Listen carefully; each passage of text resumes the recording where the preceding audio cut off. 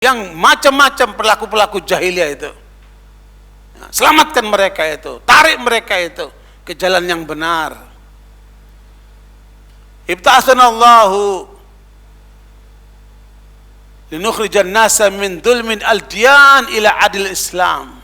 Kami ditugaskan untuk mengeluarkan manusia dari cengkraman kedaliman agama-agama menuju kepada keadilan Islam. Isi Islam ini semuanya keadilan. Makanya umat Islam itu harus adil dalam semua hal. Umat Islam yang berhak menegakkan keadilan itu. Karena isi ajaran Islam semua adalah keadilan. Ibta'atsana Allah linukhrijan nasa min dhiqid dunya ila sa'atid dunya wal akhirah. Kami ditugaskan, kata Rubin Amir, untuk mengeluarkan manusia dari sempitnya dunia menuju kepada luasnya dunia dan akhirat.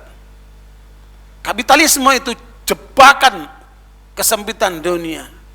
Kapitalisme yang sama seperti itu, isinya syahwat semua itu. Kita dalam Islam tidak diajarkan hanya egois untuk dirinya sendiri. Mari kita berbagi dengan orang lain. Mari kita care dengan orang lain. Mari kita bangun hablum minallah dan hablum minan nas. Luar biasa indahnya Islam itu. Yang ada adalah keseimbangan dan keseimbangan antara jasmani dan rohani, antara duniawi dan ukhrawi, ya, dan lain sebagainya dalam kehidupan yang kita alami ini. Makanya rugilah orang yang menjauh dari Islam, dan kita harus perjuangkan Islam ini sebagaimana Allah menugaskan kepada Nabi Muhammad sallallahu alaihi wasallam di dalam surat As-Saff ayat yang ke-9.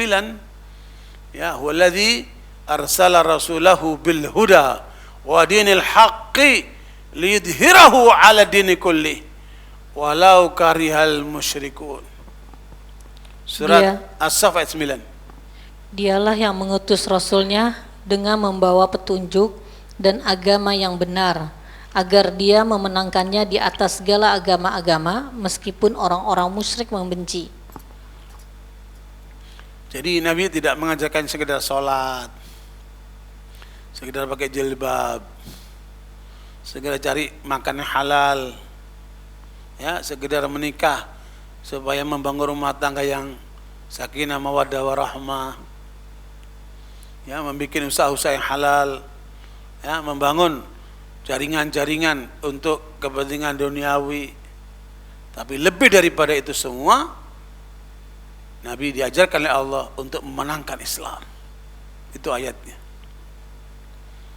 Ya, dan kita sebagai pengikut Nabi Muhammad, jangan kita hanya jadi penonton.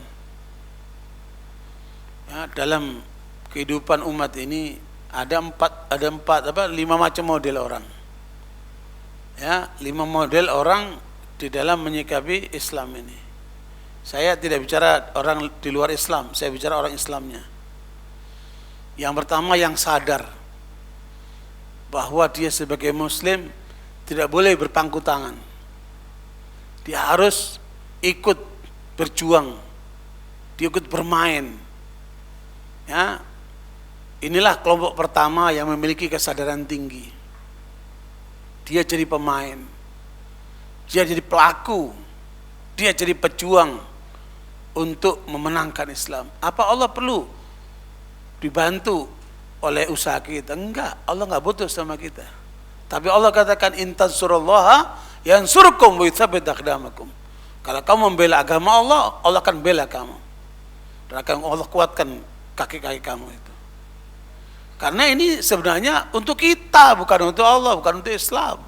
Kalau kita tidak memperjuangkan Islam, Islam enggak butuh sama kita. Tapi itu kita sendiri. Untuk kita menghadap Allah, ketika ditanya apa yang sudah kamu buat untuk Islam, maka kita punya jawaban, kita sebagai pemainnya.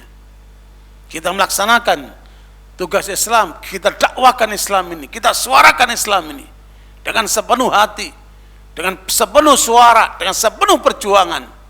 Inilah kelompok yang sadar, ya, yang utama ini.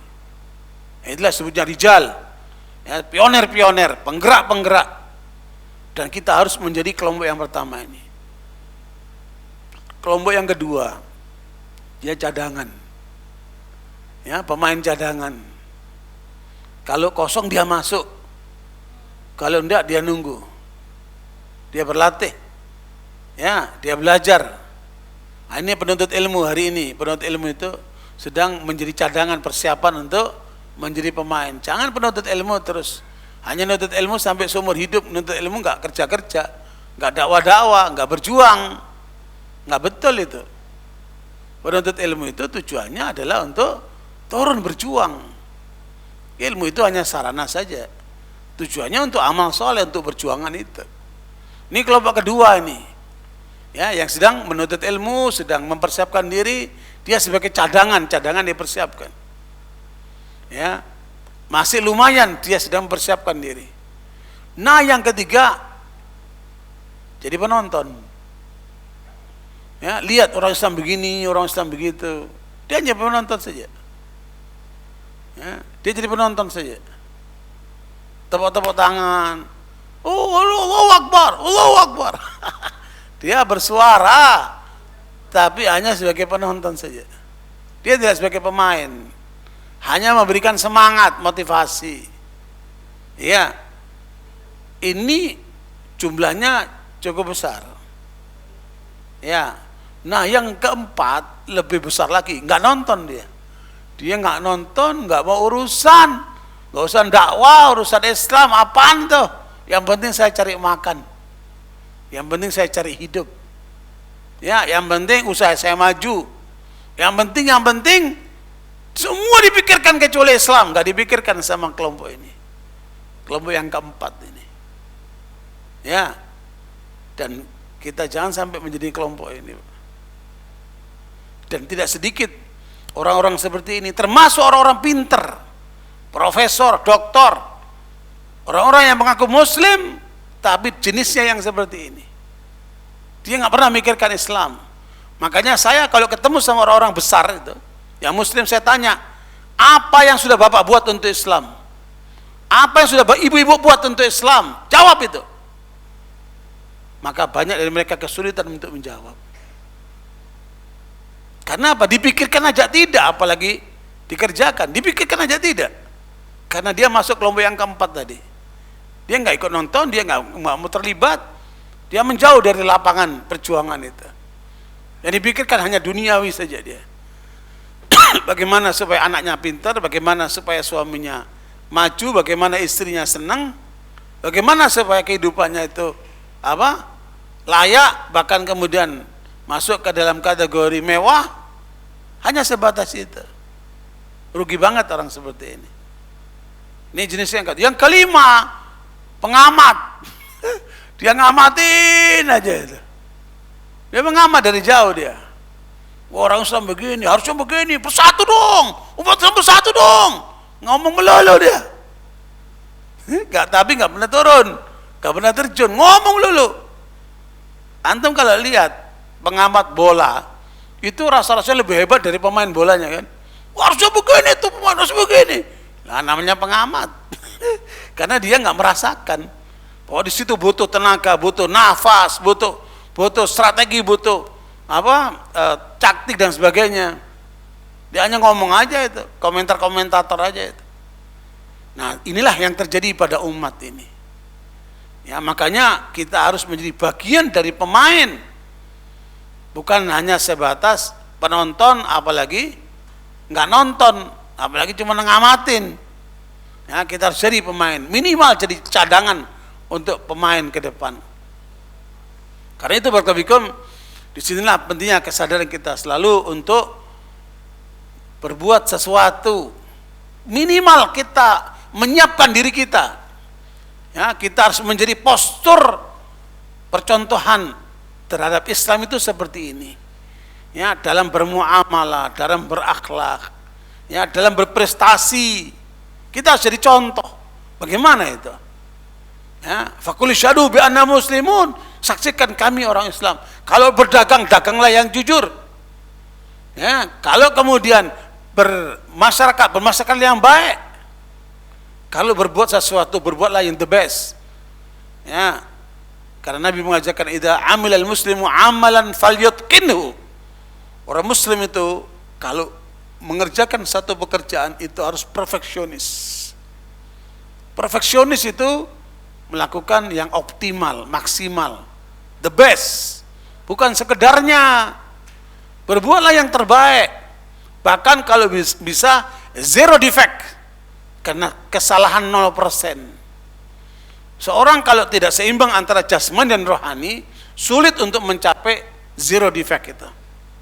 Ya, kami sudah uji cobakan. Saya bekerja di satu perusahaan bule, semuanya orang bule, hanya saya orang yang kulit coklat. Saya mau bertanding sama mereka di perusahaan itu, karena saya bawa misi Islam. Bisa nggak saya bersaing sama mereka? Nah, saya uji cobakan. Alhamdulillah, ya, saya bisa mencapai zero defect, kesalahan 0%. Dan mereka itu termasuk bos-bos kagum betul itu. Ya, kenapa? Karena adanya keseimbangan. Orang-orang bule itu mulai Senin sampai Rebu sulit ketemu senyum. Morning. Senin sampai Rebu sulit ketemu senyum. Kamis mulai senyum. Ya, karena mau gajian. Jumatan ketawa-ketawa karena mau gajian tuh.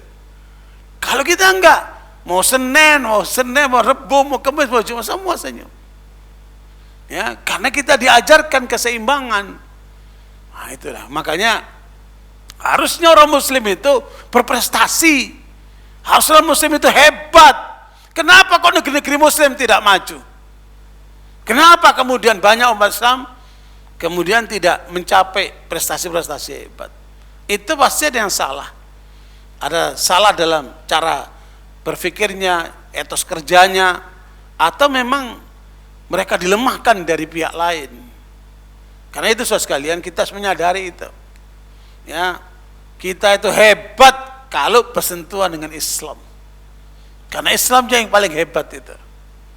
Ya, makanya sebagai muslim ini berpikirlah seperti para sahabat radhiyallahu anhum. Apa yang menjadi pikiran para sahabat itu? Bagaimana memenangkan Islam? Sehingga dirinya, ya, keluarganya, anaknya, hartanya semua diperdayakan untuk membela Islam.